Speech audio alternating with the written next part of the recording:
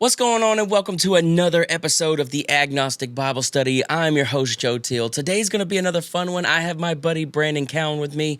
We sat down and read the resurrection accounts. What happens when Mary Magdalene and some ladies show up to the tomb? If you've ever heard someone say there's differences in the resurrection accounts, we're about to zero in and actually read the text and show you what each one says. It's a lot of fun. We learned a lot. And I hope you enjoy this conversation between me and my buddy Brandon. Let's get into it. And, man, we're just going to look at the resurrection accounts to start today. And we're just going to read them all back to back and go from there. All right, that sounds good. All right, I'm in Mark chapter 16, verse 1. When the Sabbath was over, Mary Magdalene and Mary, the mother of James, and Salome bought spices so that they may go and anoint him. And very early on the first day of the week, when the sun had risen, they went to the tomb. They had been saying to one another, "Who will roll away the stone for us from the entrance to the tomb?" When they looked up, they saw that the stone, which was very large, had already been rolled back. As they entered the tomb, they saw a young man dressed in white robe sitting on the right side, and they were alarmed. But he said to them, "Do not be alarmed. You are looking for Jesus of Nazareth, who was crucified. He has been raised. He is not here. Look, there is the place where they laid him. But go, tell his disciples and Peter that he is going ahead to you to Galilee. There you will see him just as he told you." So they went out and fled from the tomb, for terror and amazement had seized them, and they said nothing to anyone, for they were afraid. And then underneath there, it's got brackets, huh? Yeah. So let's scoot down here and show what those This one brackets say. says, the most ancient manuscripts of Mark conclude with 16:8. Later manuscripts add one or both of the following endings. Yeah. So I don't feel like we should read that because I'm pretty firm and it seems like that was added. And Does yours have it separated? Mine says it's got the shorter ending and then the longer ending. Right. Yeah. Some authorities, the passage is marked as being doubtful. So let's stop there because I don't want to get confused by some stuff that's more than likely was added, right? We have Mary Magdalene and Mary, the mother of James and Salome. The Mary, the mother of James and Salome, that is a different Mary. That's not Jesus' mom, right? Don't think so. Mother of the other James. Yeah, maybe James, so. Well, the brother of that's Jesus. the problem. There's a bunch of Jameses. Yeah. So, but a bunch of Marys, a bunch of James. A bunch of Marys, a bunch of James, a bunch of Salomes. Salome's an important name. Mary, the mother of James, and Salome. So we have three ladies there. The stone is already rolled away there on this one. Yep. And there is a young man dressed in a white robe sitting on the right side. And then he tells them that they're gone. All right, let's go to Matthew. Chapter 27, verse 62. 27. Verse 62 says, "The next day, that is, after the day of preparation, the chief priests and the Pharisees gathered before Pilate and said, 'Sir, we remember what the impostor said while he was still alive. After 3 days, I will rise again. Therefore, command the tomb to be made secure until the third day. Otherwise, his disciples may go and steal him away and tell the people he has been raised from the dead. And the last deception would be worse than the first.' Pilate said to them, 'You have a guard of soldiers. Go, make it secure as you can.' So they went with the guard and made the tomb secure by sealing the stone." Yeah. Okay, so this is Matthew's reason for putting the guards there. Yeah. Now, me personally, and from what I've gathered, people are doubtful that there was actually guards there. But this is what Matthew says. I mean, it makes sense because if it was really publicly known that Jesus was talking about being raised again. Well, I mean, that was pretty big part of his ministry, wasn't it? That he was going to die and come back. Who did he say that to, though? And so the people that wanted him dead surely wouldn't want that to happen because that would be bad for them. But it seems like he only said, I got you. It would also be bad for Rome, though. Like, they just executed a guy and he comes back alive. Right, like, you know.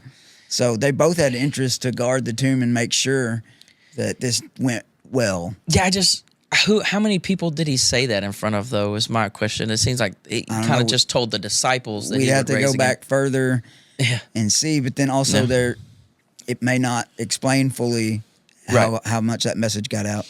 So that's interesting. Maybe there was guards, maybe there wasn't. Mark didn't have any guards there, so that's interesting. That's our first difference. True, that yeah. Mark, it doesn't they have say guards it in Mark, here, and there is guards here. I don't think it even says it in the additional disputed No, it doesn't. text. So All right, so we'll get to verse 28 and we'll really get into it. After the Sabbath, as the first day of the week was dawning, Mary Magdalene and the other Mary went to see the tomb. All right, so the two ladies there are Mary Magdalene and the other Mary, and Salome's not mentioned here. And suddenly there was a great earthquake. So where are you? Chapter 28. Oh, okay. Yeah. And suddenly there was a great earthquake, for an angel of the Lord descending from heaven came and rolled back the stone and sat on it. So there's a difference. There's a big difference there. So we lost Salome. The stone is still rolled up when they walk into this one. There's nobody inside the tomb this time, not a man in a white robe, but this time it's an angel coming down. The stone rolls over, and then he sits on top of the tomb. So we got some differences there. His appearance was like lightning, and his clothing white as snow. So there's somebody with white clothing like that on. For fear of him, the guards shook and became like dead men. So here the guards crash out. But the angel said to the women, "Do not be afraid, for I know that you are looking for Jesus who was crucified. He is not here, for he has been raised, as he said. Come see the place where he lay then. Go quickly and tell the disciples. He has been raised from the dead, and indeed he is going ahead of you to Galilee. There you will see him. This is my message for you." So they left the tomb quickly with fear and great joy and ran to tell the disciples. Suddenly Jesus met them. Oh, yeah, this is the appearance of Jesus. Yeah. Suddenly Jesus met them and said, "Greetings." And they came to him and took hold of his feet and worshipped him. Then Jesus said, "Do not be afraid. Go and tell my brothers and sisters to go to Galilee. There they will see me." Yeah. All right. That's good for now. If we need to come back, we'll look at the other stuff later. I'm just trying to look at the first morning when they roll up on there first. So our big differences were we lost Salome. The stone was already rolled over. There's an earthquake this time. Yeah. And there was the guards crash out, and the angel comes from the sky. There's nobody inside the tomb this time. All right, now we go to Luke, chapter 24. Okay. Hold on. Here we go.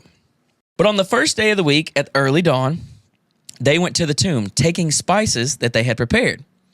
They found the stone rolled away from the tomb. But when they went in, they did not find the body. While they were perplexed about this, suddenly 2 men in dazzling clothes stood beside them. The women were terrified and bowed their faces to the ground.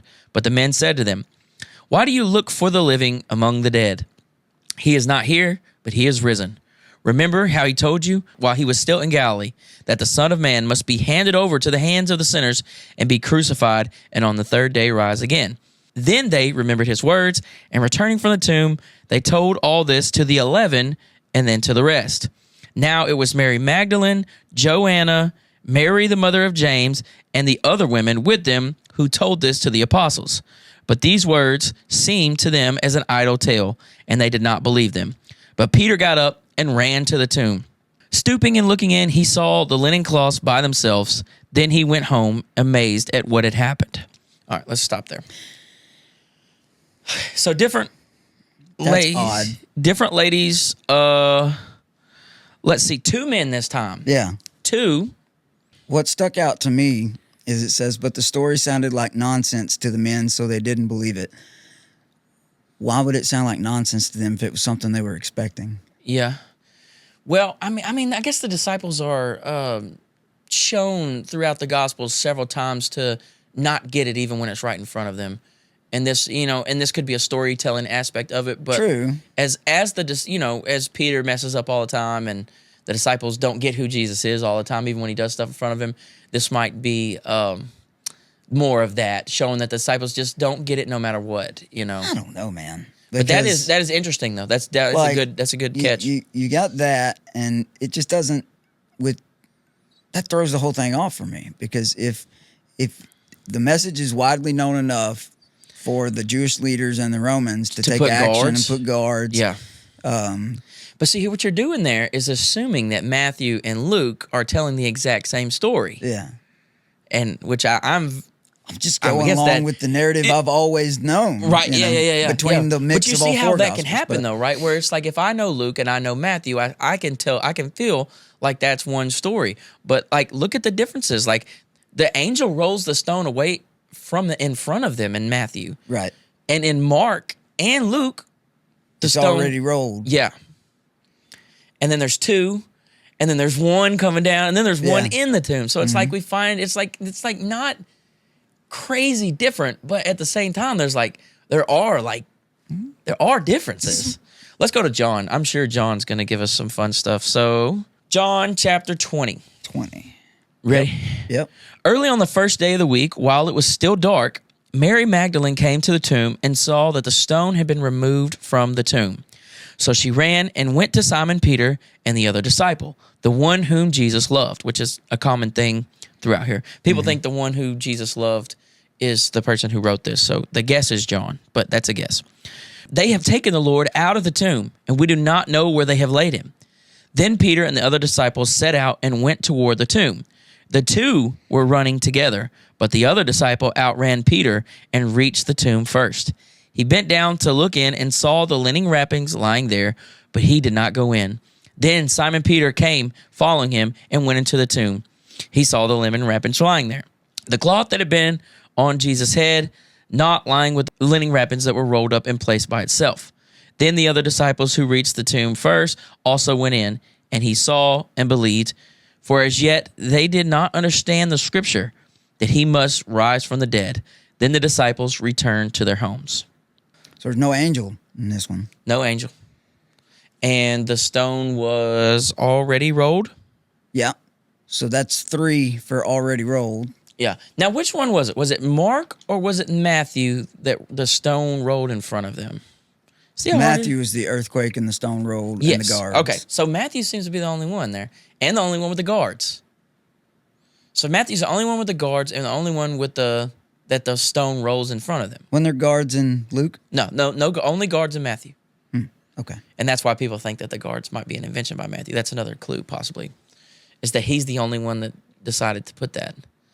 And John added here that, in other ones it said that there was the linen wrapping in there, but that he said there was also a linen wrapping on his head that was not there.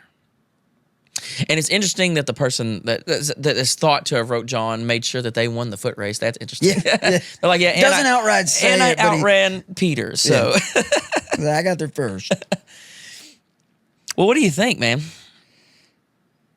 So it's like, okay, so it looks like consistently Mary Magdalene is first. That seems to be That's legit. consistent. And so I would say that if Mark wrote first and Matthew and Luke potentially saw Mark, as Mark in priority would say, and then John also has Mary Magdalene there, I think it'd be interesting to see, like if John didn't see Mark, which is still a hypothesis, but possibly, I think those would be interesting to see how those two agree, John and Mark. So in John, is it just Mary Magdalene?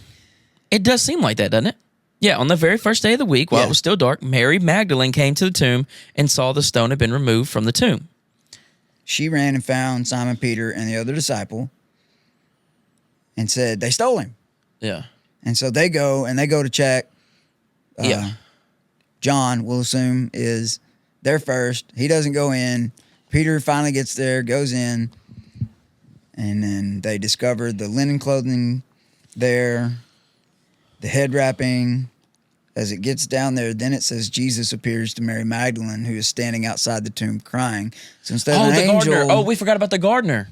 Instead of the angel, she sees a gardener and she doesn't recognize that it's Jesus. Mary was standing outside the tomb crying, and as she wept, she stooped and looked in.